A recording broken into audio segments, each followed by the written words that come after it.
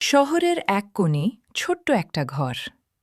সকালের আলো জানলায় ঢোকার আগেই রাহুলের দিন শুরু হয়। অ্যালার্ম বেজে ওঠে, টিক টিক টিক। রাহুল ধীরে চোখ খোলে। চোখের নিচে ক্লান্তির ছাপ, কিন্তু চোখের ভেতরে একটা ছোট্ট আগুন, স্বপ্ন। সে আয়নার সামনে দাঁড়িয়ে নিজেকে বলে, একদিন আমি রাহুল লোকাল ট্রেনে ঝুলে অফিসে যাচ্ছে। চারপাশে হাজার মানুষ, কেউ কারো দিকে তাকায় না। সবাই ব্যস্ত, সবাই ক্লান্ত। অফিসে বসে রাহুল, একঘেয়ে কাজ, বসের বকা।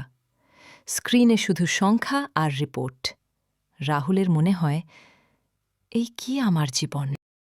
মোবাইলে স্ক্রল করে। অন্যদের সাফল্য দেখে বুকের ভেতর চাপা কষ্ট জমে। হঠাৎ স্ক্রিন অফ করে দেয়।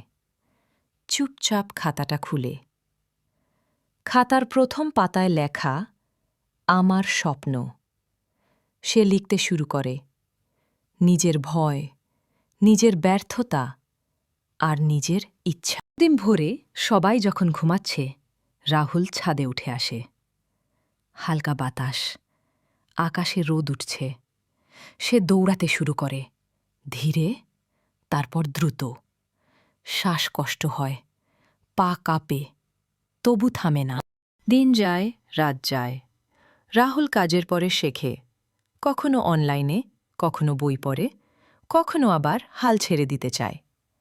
কিন্তু প্রতিবার আয়নার সামনে দাঁড়িয়ে নিজেকে বলে, আরেকদিন চেষ্টা করি। একদিন অফিসে নতুন প্রজেক্ট আসে। সবাই ভয় পায়। রাহুল হাত তোলে। প্রথমবার নিজের ভয়কে হারায়। সময় পেরোয়। রাহুলের জীবন একদিনে বদলায় না, কিন্তু সে নিজে বদলে যায়।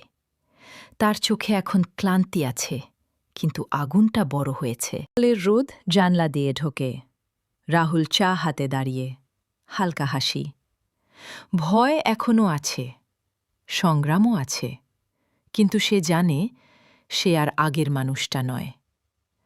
ভয় হারালে নয়, ভয় নিয়ে এগোলেই সেখানেই শুরু হয় আসল জয়।